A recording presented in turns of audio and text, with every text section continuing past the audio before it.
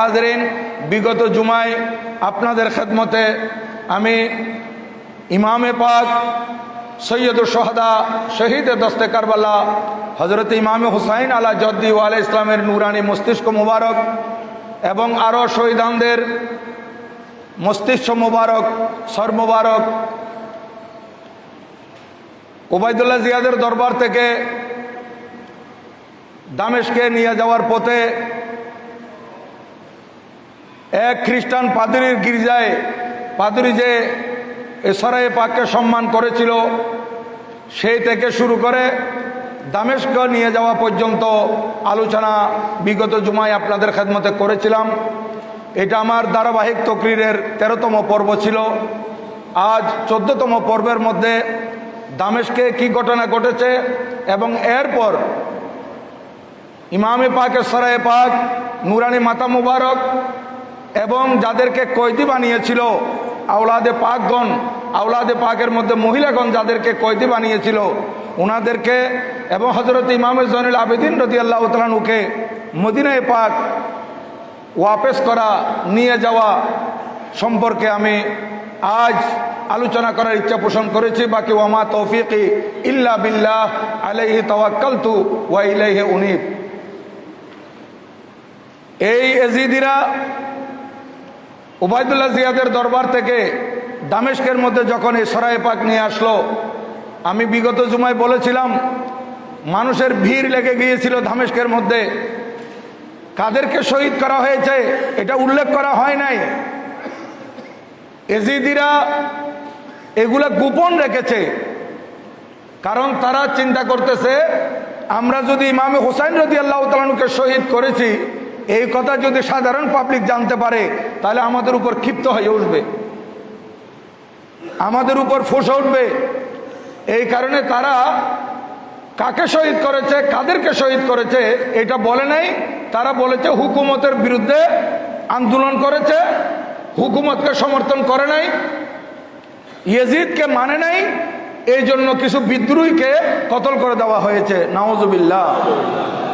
তো দামেস্কের মধ্যে মানুষের ভিড় যে বিদ্রোহীর মাথা নিয়ে আসছে এবং তাদের মহিলাদেরকে কয়েদি করে দামেস্কের মধ্যে নিয়ে আসা হয়েছে, এই মানুষের ভিড়ের ভিতর হযরতে সাহাল বিন সাদ আস-সাঈদী রাদিয়াল্লাহু তাআলা আনহু, যার কথা আমি বিগত জুমায় বলেছি যে উনি মদিনা শরীফ এর মানুষ আসছিলেন সিরিয়ার মধ্যে কোনো কাজে, ব্যবসায়িক কাজে, বৃদ্ধ মানুষ।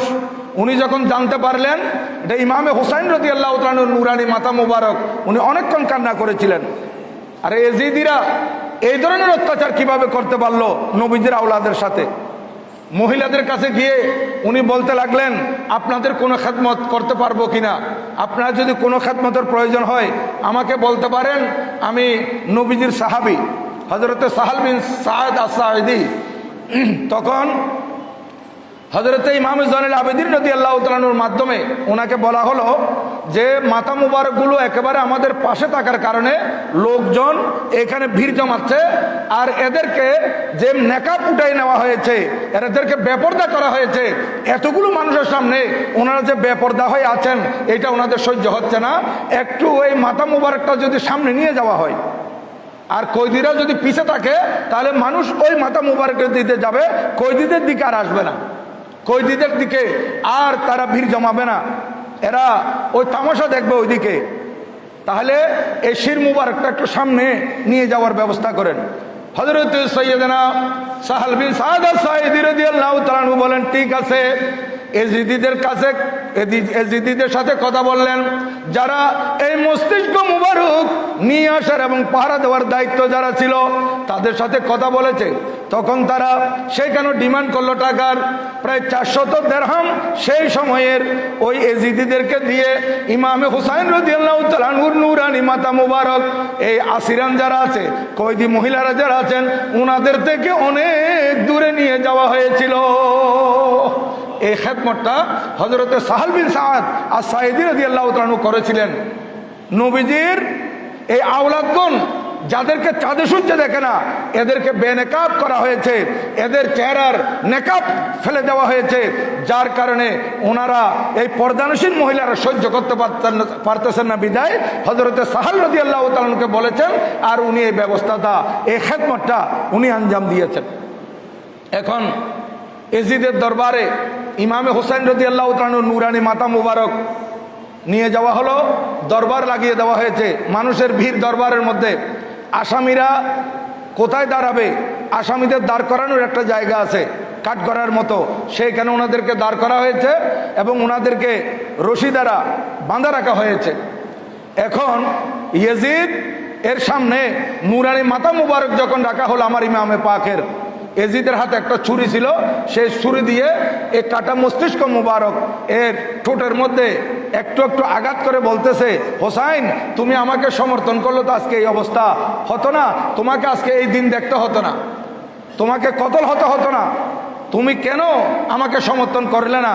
এই ধরনের বলে বলে তার হাতের ছোড়া দিয়ে যখন ঠোঁট মুবারকের মধ্যে আঘাত করতেছিল, তখন ওখানে আমার নবীজির একজন সাহাবী সমরা বিন জুনদুব রাদিয়াল্লাহু তাআলা আনহু উনি উপস্থিত ছিলেন। উনি বলতেছেন, আই ইয়াজিদ আপনি কি করতেছেন? এইটা ছোড়া দিয়ে আপনি ইমামে পাকের ঠোঁটের মধ্যে আঘাত করতেছেন আর বলতেছেন আপনাকে কেন সমর্থন করে নাই। আপনি যে জায়গায় ছুরি দ্বারা আঘাত করতেছেন আমি দেখেছি আল্লাহর পেয়ারা মাহবুব সাল্লাল্লাহু আলাইহি ওয়াসাল্লাম অসংখ্যবার এই ঠোঁটের মধ্যে চুমা দিয়েছেন।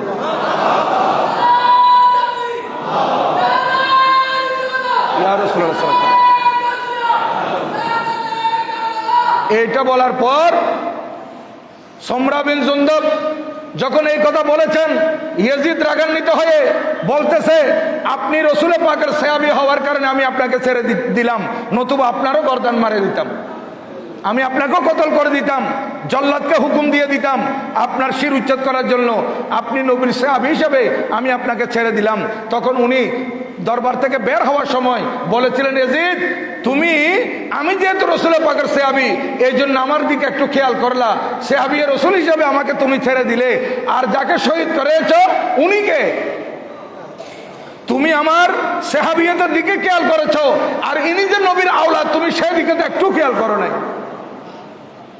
এজিদের দরবারে আরো অনেক লোক ছিল, খ্রিস্টানের লোক ছিল, একজন সফির কাইসারের রুম থেকে প্রতিনিধি এসেছিল সেই এজিদের দরবারে। তখন যখন এই মাথা মুবারক তার সামনে রাখা হয়, এই নুরানি সুরতের মাথা মুবারক দেখে ওই সফির অর্থাৎ প্রতিনিধি কাইসারের রুম থেকে যে এসেছিল তার নাম হচ্ছে রাশেদ জালুত।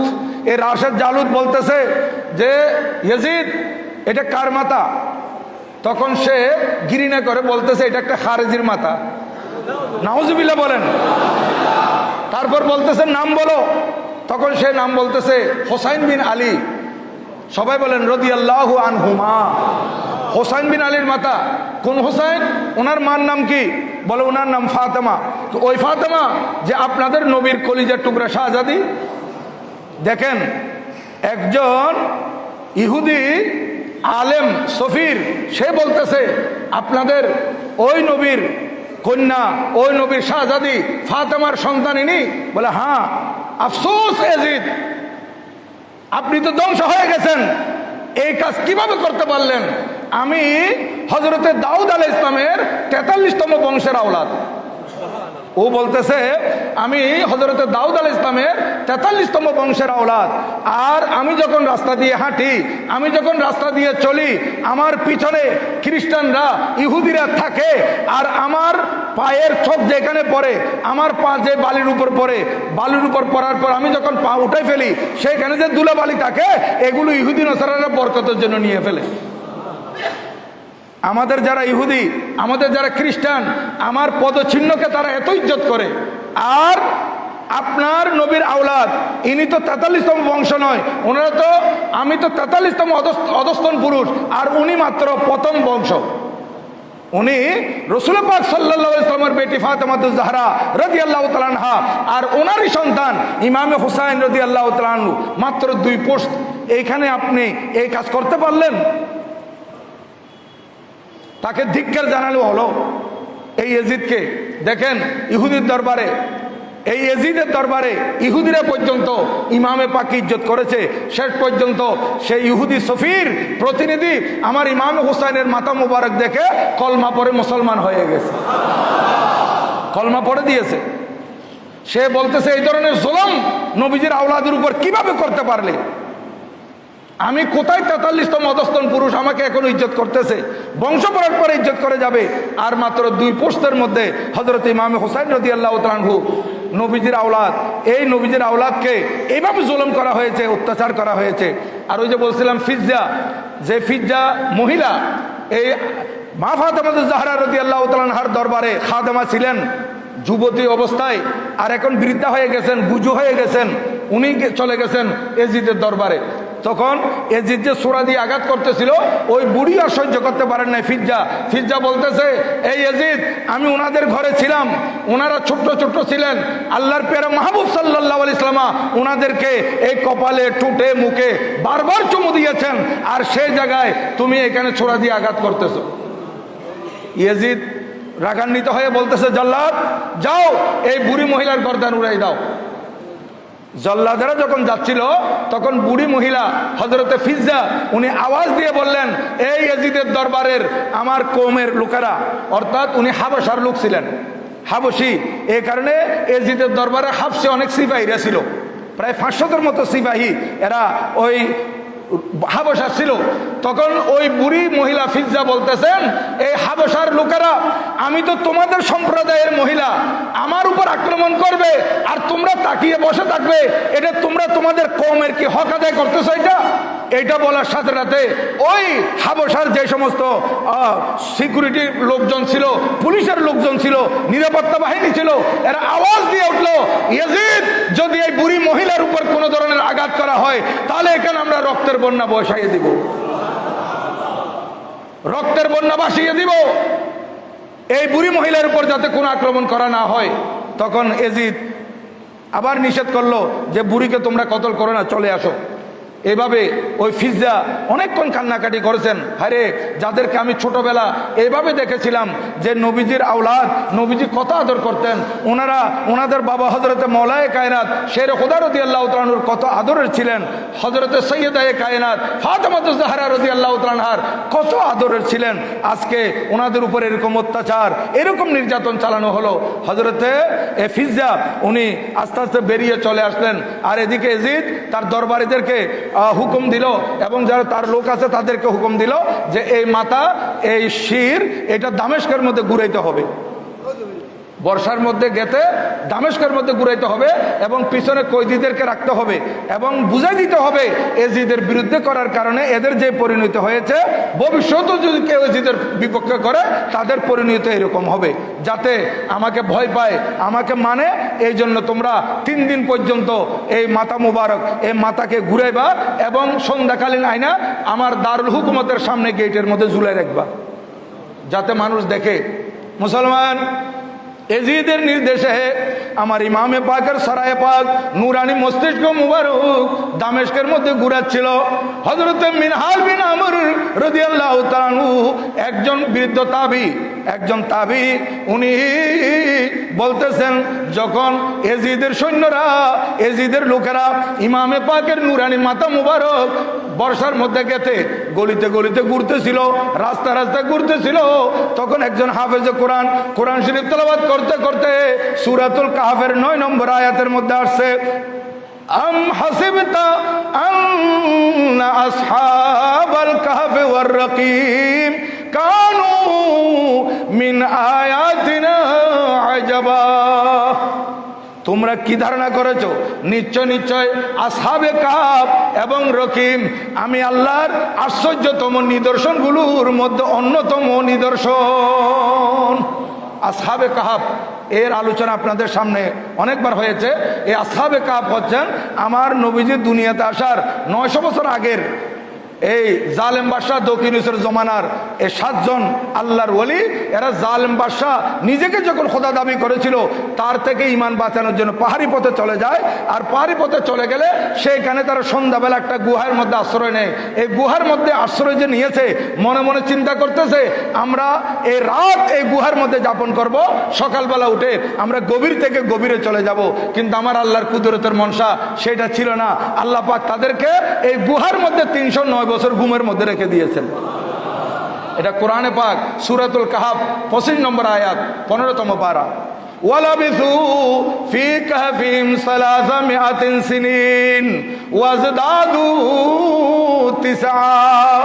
আমার আল্লাহ বলেন তারা ঘুমিয়েছিল গুহার মধ্যে 300 বছর যোগ 9 বছর, 309 বছর এরা গুহার মধ্যে ঘুমিয়েছিল। এবং এরা যে গুহার মধ্যে ঘুমিয়েছে এদের গায়ে যাতে রোদের আলো না পড়ে, সূর্যের তাপ না পড়ে, এই জন্য আমার আল্লাহ এদের সম্মানার্থে, এদেরকে শান্তিতে রাখার জন্য সূর্যের গতিপথ পর্যন্ত পরিবর্তন করে দিয়েছিলেন। সূর্য পূর্ব আকাশে উদিত হয়ে পশ্চিম আকাশে অস্ত যায়, পূর্ব আকাশ থেকে উপর দিকে আস্তে আস্তে কক্ষপথে আসে। যে রাত এরা এই গুহার মধ্যে আশ্রয় নিয়েছে সেই রাত আমার আল্লাহ সূর্যকে নির্দেশ দিয়েছেন, আই সূর্য তুই তো প্রতিদিন পূর্ব আকাশে উদিত হয়ে পশ্চিম আকাশে অস্ত যাস, কিন্তু আগামী কাল উদিত হবি পূর্ব আকাশে, ঠিক আছে, কিন্তু আস্তে আস্তে আস্তে আস্তে এই মিনজুলুস পাহাড়ের দিকে আসার আগে তুই ডান দিকে চলে যাবি, সূর্য ডান দিকে চলে যাবি, আর অস্ত যাওয়ার সময় বাম দিকে ঘুরে যাবি, যাতে করে এই গুহার মধ্যে এরা নিরাপদে থাকে, সূর্যের ডিরেক্ট তাপ এদের গায়ের উপর না পড়ে। এটা কোরআন শরীফ সূরা কাহাফ 17 নম্বর আয়াত। ওয়া তারা শামসা ইজা তালাআত তাজাওয়ারু আন কাহফিহিম যাতাল ইয়ামিন ওয়া ইজা গরাবাত তাকরিদুহুম যাতাশ শিমাল ওয়া হুম ফি ফাজওয়াতিন মিনহু। আমার আল্লাহ বলেন, ও মাহবুব নবী, আপনি যখন সূর্যের দিকে তাকাবেন তখন আপনি দেখতে পাবেন এই সূর্য পূর্ব আকাশ উদিত হয়ে আসহাবে কাহফ যে গুহার মধ্যে আরাম করতেছেন, গুহায় আসার আগে আগে এই সূর্য ডান দিকে হেলে যায় আর অস্ত যাওয়ার সময় বাম দিকে চলে যায়। এরা 7 জন গুহার মধ্যে সব সময় নিরাপদে থাকে। এই 3.5 বছরের মধ্যে আমার আল্লাহ সুবহানাহু ওয়া তাআলা এদেরকে প্রতি বছর মুহররমের 10 তারিখ অথবা প্রতি 6 মাস পর পর ফেরেশতার মাধ্যমে এদেরকে করট ফিরে দিয়েছেন। এটা আমার আল্লাহর আশ্চর্যতম নিশানা, নিদর্শন। আমার আল্লাহ বলতেছেন, আম হাসিবতা আন্না আসহাবাল কাহফি ওয়ার রাকিব কানু মিন আয়াতিনা আজাবা। আসহাবে কাহফের এই ঘটনা, এটা আমি আল্লাহর কুদরতের নিদর্শনের মধ্যে নিদর্শন। এই আয়াত যখন পড়লো, হযরতে মিনহাল বিন আমির রাদিয়াল্লাহু তাআলা বলতেছেন, অনেক দিন হয়ে গেছে এই নূরানি মস্তিষ্ক মুবারক ধর থেকে যে বিচ্ছিন্ন করা হয়েছে, এজিদের নির্দেশে এই দামেস্কের গলিতে গলিতে যখন এই সরায়ে পাক ঘুরাচ্ছে, ওই হাফেজ কোরআন যখন এই 9 নম্বর আয়াত সূরা কাহফের তেলাওয়াত করছে, আমি নিজের কানে শুনেছি আমার ইমামে হুসাইন রাদিয়াল্লাহু তাআলা নূর কর্তৃত মস্তিষ্ক থেকে আওয়াজ আসতেছে, ইয়া তালিয়াল কুরআন আজাবু মিন আসহাবিল কাহফে কতলি ওয়া হামলি। এই কোরআন শরীফ তেলাওয়াতকারী, তুমি বলতেছো আসহাবে কাহফের ঘটনা আল্লাহর নিদর্শনের মধ্যে অন্যতম নিদর্শন, এর চাইতে আরো আশ্চর্য আমাকে এইভাবে উচ্ছেদ করে দেওয়া, বর্ষার মধ্যে গেঁথে গলিয়ে গলিয়ে ঘুরানো, আমার ধরকে দাফন না করে রেখে দেওয়া, এটা আসহাবে কাহফের ঘটনা থেকে আরো আশ্চর্য। ইমামে পাকের নূরানি মাথা মুবারক শুধুমাত্র আছে, দর মুবারক নাই, এই জুবান দিয়ে আওয়াজ আসলো। দেখেন শহীদরা কিভাবে জিন্দা, শহীদগণ জিন্দা। আর ইমামে আলী মকাম সৈয়দুস সোহাদা, উনি শহীদগণের সম্রাট, উনি প্রতিমধ্যে অনেক করামত দেখিয়েছেন। এখন এই এজিদের নির্দেশে অলিতে গলিতে ঘুরানোর পর বলতেছে, বাকি মাথাগুলো তোমরা লটকে রাখবে, ঝুলাই রাখবে, আর ইমাম হুসাইনের এই মস্তিষ্ক আজকের রাত আমার কামরায় থাকবে। এজিদের কামরায় ইমামে পাকের নূরানি মাথা মোবারক রাখা হয়েছে। রাত যখন গভীর হয়, এজিদের বিবি ঘুম থেকে উঠে গেছে, উঠে দেখতেছে ইমামে পাকের নূরানি মাথা মোবারক থেকে একেবারে আসমান পর্যন্ত একটা লাইট জ্বলতেছে। তখন এজিদের বিবি এজিদকে জাগ্রত করলো, বলতেছে, এজিদ দেখো দেখো দেখো কি অবস্থা, তুমি কাকে শহীদ করছো? নবীজির আওলাদ, একেবারে আসমান থেকে মাথা মুবারক পর্যন্ত একটা লাইট আলু জ্বলতেছে। এজিদ বলতেছে, আমি দেখছি, চুপ থাকো, এগুলো বলা যাবে না। এর পরের দিন থেকে আর আমার ইমামে পাকের মাথা মুবারক এজিদের ঘরে রাখে নাই, বাইরে পাহারাদার দিয়ে এই বাইরে রাখা হয়েছে। একদিন, 2 দিন, 3 দিন এইভাবে পাহারার মধ্যে রাত্রিবেলা, দিনের বেলা হলে ঘুরাইতো, রাত্রিবেলা পাহারা দিয়ে লোকজন ঠিক করে যে ইমামে পাকের সরাই পাকটা রাখা হতো। এখানে এক রাত ইমামে পাকের নুরানি মাথা মুবারক পাহারা দিচ্ছিল 70 জন, জালেম 70 জন। এই 70 জনের মধ্যে একজন এই ঘটনা দেখেছিল। হযরতে আবু মুহাম্মদ সুলাইমান আল আমশ উনি বর্ণনা করতেছেন যে আমি আল্লাহর ঘর খানায়ে কাবার তওয়াফ করতেছিলাম। আল্লাহর ঘর খানায়ে কাবার তওয়াফ কালে আমি একজন মানুষকে দেখতেছি, সে কাবা শরীফের গিলাফের ভিতর ঢুকে গেছে। কাবা শরীফের গিলাফ আছে না, গিলাফের ভিতর ঢুকে সে বলতেছে, আল্লাহ আপনি আমাকে মাফ করে দেন, কিন্তু আমি জানি আপনি আমাকে মাফ করবেন না, আমি জাহান্নামী, আল্লাহ আমি জাহান্নামী, আমার ক্ষমা হবে না। তারপরে বলতেছে, আল্লাহ আমাকে ক্ষমা করুন। হযরতে আবু মুহাম্মদ সুলাইমান আল আমশ উনি এই শব্দ শুনে আশ্চর্য হলেন, কিরে কি ধরনের পাপী, কোন ধরনের পাপী?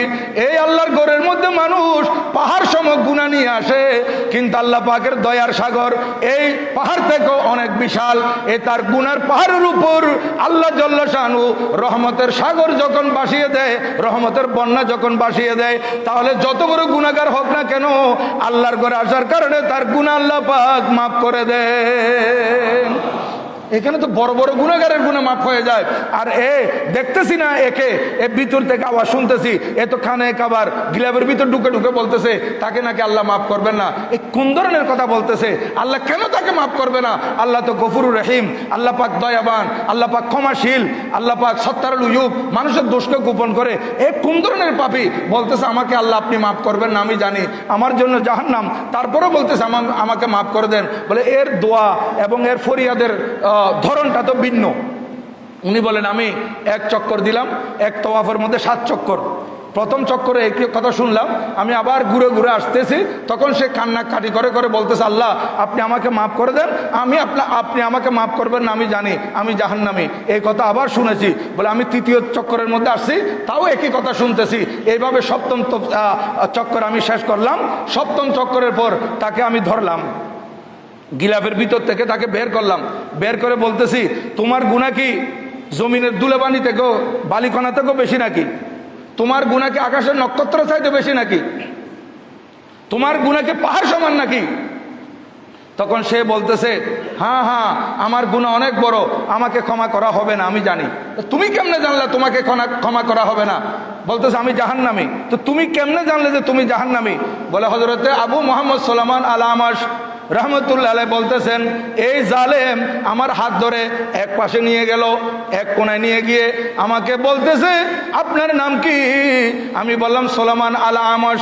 বলতে চাই সুলাইমান আমশ আল কুফি, আপনি তো কুফার মানুষ, শুনেন তাইলে আমি আপনাকে বলি। হযরতে ইমাম হুসাইন রাদিয়াল্লাহু তাআলা আনহুকে শহীদ করার পর ওনার মস্তিষ্ক মুবারক যখন দামেস্কে নিয়ে আসা হয়, যে 70 জন এই মাথা মুবারক পাহারা দেওয়ার দায়িত্বে যারা ছিলেন, তাদের মধ্যে আমিও একজন ছিলাম। নাউজুবিল্লাহ, আমিও ছিলাম। পাহারা দেওয়ার সময় রাত যখন গভীর হয়, হঠাৎ আমার ঘুম ভেঙে যায়। আমি দেখলাম আকাশের মধ্যে একটা বড় মেঘ, বিশাল এক মেঘের খণ্ড। ওই মেঘের খণ্ড, মেঘমালা আস্তে আস্তে আস্তে আস্তে নিচের দিকে নামতেছে, নামতে নামতে নামতে নামতে একেবারে মাটির সাথে মিশে গেছে। তখন দেখলাম সেখান থেকে 2 জন নুরানি সুরতের মানুষ বের হলো। ওনাদের হাতের মধ্যে জন্নতি পোশাক আছে এবং শামিয়ানা আছে, সাথে হাতে চেয়ার আছে, কুরসি আছে, সব ব্যবস্থা। ওনারা ওই নিচে গালিচাটা বিছিয়ে দিয়ে ওই 2 জনে চেয়ারগুলো সারিবদ্ধভাবে বসাই দিলেন। তারপরে ডাক দিলেন, ইয়া আবুল বশর, এই আবুল বশর আদম আলাইহিস সালাম আপনি আসেন, আপনার জন্য বসার ব্যবস্থা করা হয়েছে। বলে আরেকটা মেঘ আসলো, এখান থেকে নুরানি সুরতের মানুষ বের হলো, উনি হযরত আদম আলাইহিস সালাম। গভীর রাতে যখন আমার ঘুম ভেঙে যায়, বাকিরা তো ঘুমের মধ্যে ছিল, আমার ঘুম ভেঙে গেছে। আমি স্পষ্ট দেখতেছি হযরত আদম আলাইহিস সালাম আসমান থেকে আসলেন।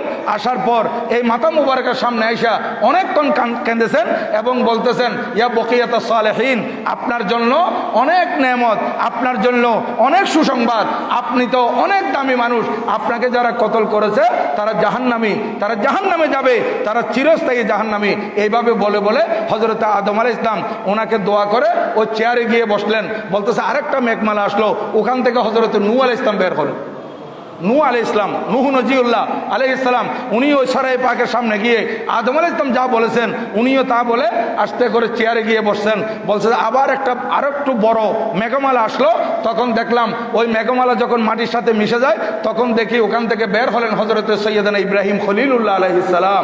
উনি আইসা এই নুরানি মাথা মুবারকের সামনে সালাম দিলেন এবং নুরানি মাথা মুবারককে অনেক শুভেচ্ছা জানিয়েছেন, বেশারত দিয়েছেন, সুসংবাদ দিয়েছেন। আদম আলাইহিস সালাম যেভাবে বলেছেন সেইভাবে বলে তিনিও চেয়ারের মধ্যে বসে গেলেন। বলতেছে এরপর আরেকটা মেঘ আসছে, দেখলাম মুসা আলাইহিস সালাম আসছেন, মুসা কলিমুল্লাহ আলাইহিস সালাম। আরেকটা মেঘমালা আসলো, হযরতে ঈসা রূহুল্লাহ আলাইহিস সালাম ওনারা আসলেন। এই মাথা মুবারককে ধরে ওনারা কান্নাকাটি করেছেন এবং মাথা মুবারককে সুসংবাদ দিয়েছেন এবং এজিদিদেরকে লানত দিয়েছেন। তারপরে গিয়ে চেয়ারে বসেছেন। বলতেছে দেখতে দেখতে দেখতে দেখতে বিশাল একটা মেঘমালা আবার নিচের দিকে আসতেছে। দেখলাম সেখান থেকে মেঘমালা যখন মাটির সাথে মিশে গেছে তখন দেখলাম আল্লাহর পেয়ারা মাহবুব আকামওয়ালা নবী মুহাম্মদুর রাসূলুল্লাহ সাল্লাল্লাহু আলাইহি ওয়াসাল্লাম আসলেন এবং ওনার সাথে সৈয়দায়ে কায়নাত ফাতেমাতুজ জাহরা রাদিয়াল্লাহু তাআলা আনহা আসছেন এবং ইমাম হুসাইন রাদিয়াল্লাহু তাআলা আনহুর বড় ভাই হযরত ইমামে হাসান মুস্তাফা রাদিয়াল্লাহু তাআলা উনিও আসলেন। আয়েশা ওই মাথা মুবারক প্রথমে আল্লাহর পেয়ারা মাহবুব বক্ষের সাথে জড়িয়ে ধরে অনেকক্ষণ কান্নাকাটি করেছেন।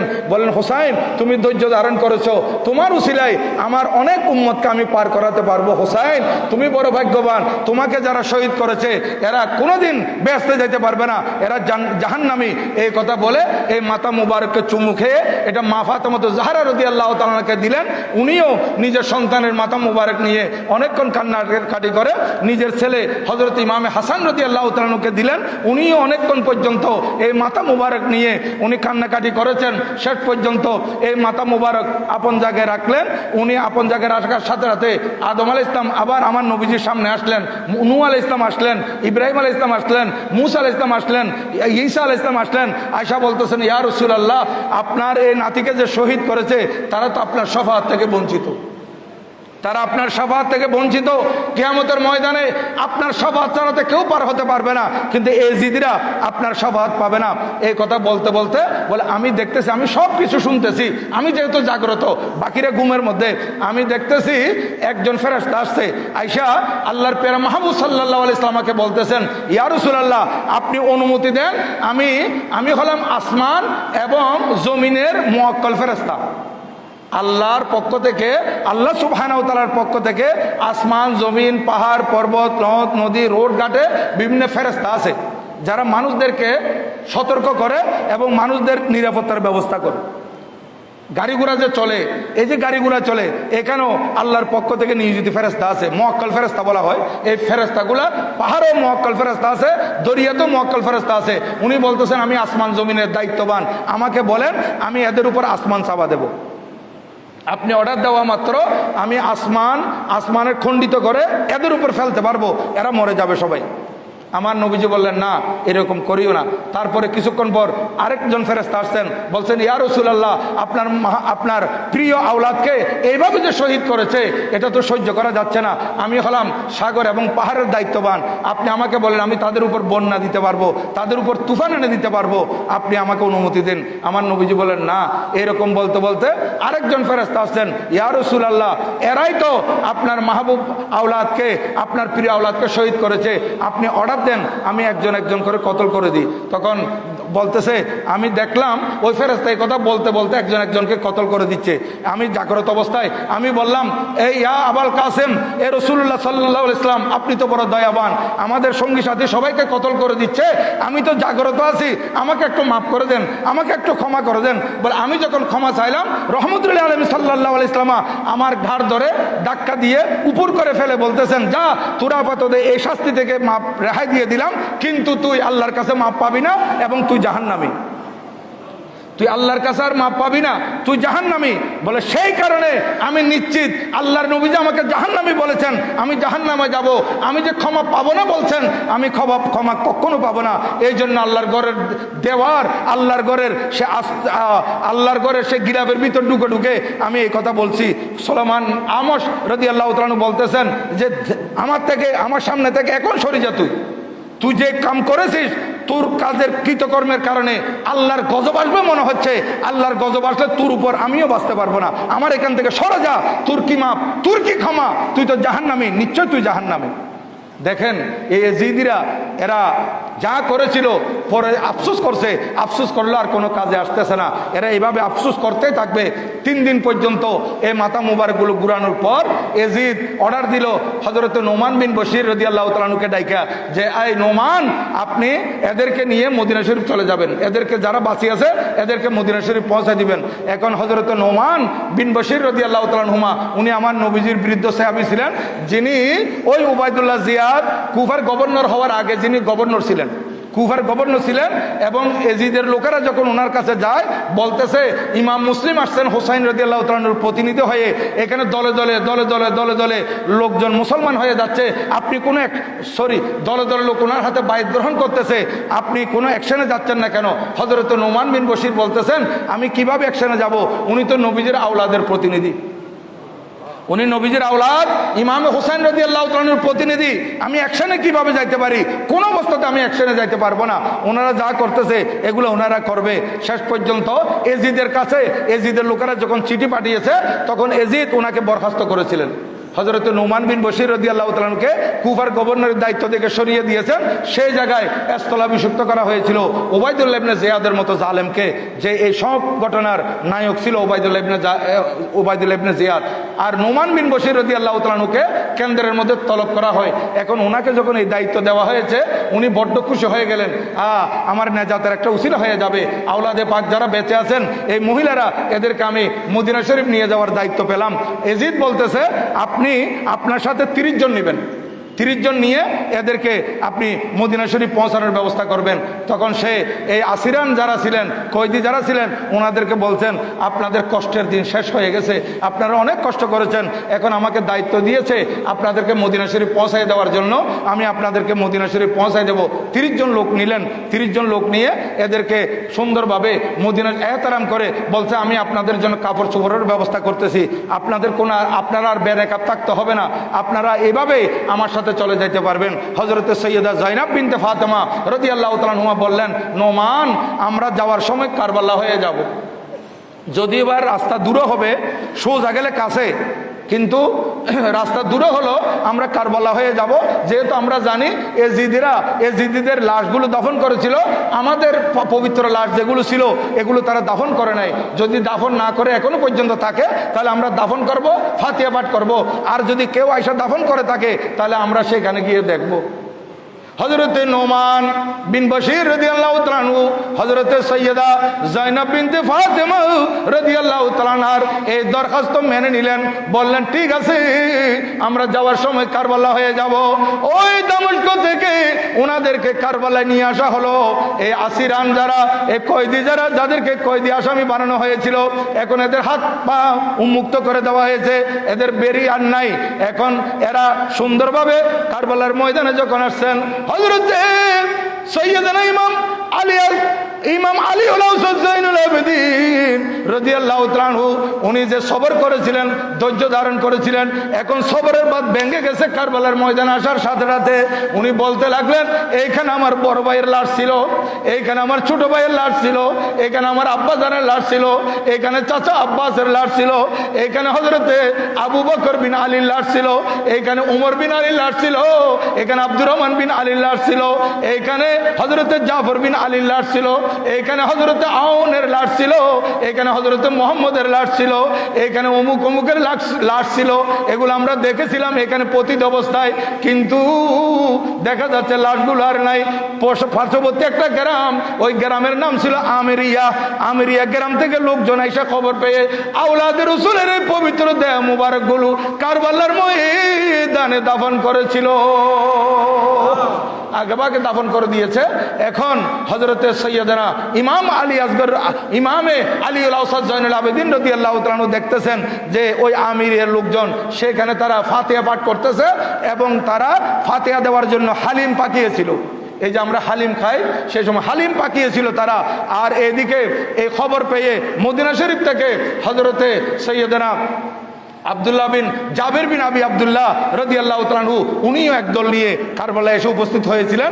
যে সময় ওই নবীজির পরিবারের সদস্যরা দামেস্ক থেকে কারবালার ময়দানে আসেন, এদের সাথে যোগাযোগ হলো। আস্তে আস্তে ওনারা এখানে ফাতিহা পাঠ করেছেন, এখানে অবস্থান করেছিলেন। এরপর ওখান থেকে ওনারা মদিনা শরীফের দিকে রওনা হচ্ছিলেন। এই মদিনা শরীফ আগামী জুমায় ইনশাল্লাহ এই ওনারা কারবালার ময়দানে ফেরত এসেছেন। এই ফেরত আসার পর আবার ওনারা যে মদিনা শরীফ গেলেন, এরপরে এজিদ আবার অ্যাকশনে গিয়েছিল। এগুলা ইনশাল্লাহ আগামী জুমার মধ্যে বর্ণনা হবে। এজিদ এত অপকর্ম করার পরও যে সমস্ত লোকেরা এজিদের পক্ষে কথা বলে, এদের প্রতি আমাদের ধিক্কার, এদেরকে আমরা ধিক্কার জানাই। ইয়াজিদ শুধু আওলাদ রসুলদেরকে শহীদ করে ক্ষান্ত হয় নাই, পরবর্তীতে মক্কা শরীফ মদিনা শরীফের মানুষ তার বিরুদ্ধে যখন ফুঁসে উঠেছিল, এই মক্কা শরীফের মধ্যে হামলা চালিয়েছে, মদিনা শরীফও হামলা চালিয়েছিল। তারপরও এজিদ ভালো, এরকম বলার কিছু লোক আছে। এজিদি আমাদের দেশে, এদেরকে আমরা ধিক্কার জানাই। এজিদের উপর যেমন লানত, এজিদের সমর্থকদের উপরও লানত। আর আমার ইমামে আলী মকাম ইমামে হুসাইন রাদিয়াল্লাহু তাআলা আনহুর এই নুরানি জিসিম মুবারক, এটা জিন্দা। আর ইমামে পাকের সাথে যারা থাকবে, ইমামে পাকের মহব্বত যারা অন্তরে স্থান দিবে, তারা দামি হয়ে যাবে। আমরা চাই আমাদের অন্তরে আমাদের ইমাম হুসাইন রাদিয়াল্লাহু তাআলা আনহু সব সময় জাগরিত থাকুক। এই জন্য কোন আশেক বলেছেন, মিলেগি জন্নত পিয়েগা কৌসর উসি কো মাহশর মে চাইনে হোগা।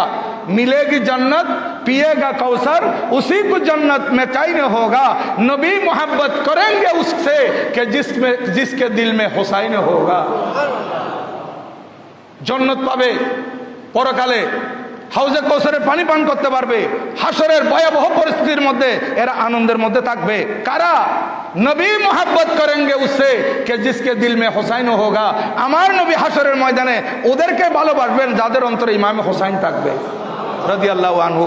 আল্লাহ পাক সুবহানাহু ওয়া তাআলা আমাদেরকে আওলাদ রসুলের প্রেমে আল্লাহ বিভোর হওয়ার এবং আওলাদ রসুল যে শিক্ষা কারবালার ময়দানে দিয়ে গেছেন, এই শিক্ষাগুলো আমল করার তৌফিক দান করুন। আমিন।